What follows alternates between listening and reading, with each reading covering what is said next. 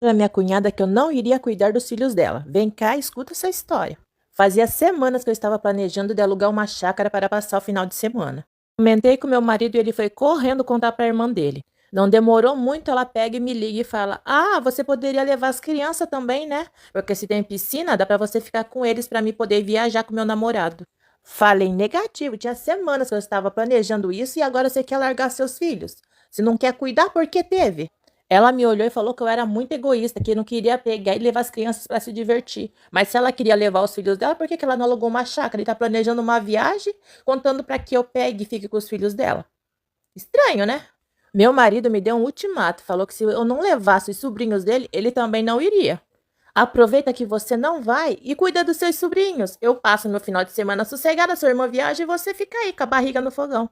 Gente, pode me chamar de egoísta, mas olha, minha cunhada nem trabalha e quando chega a minha vez eu tenho que ficar cuidando de criança. Será que eu sou egoísta?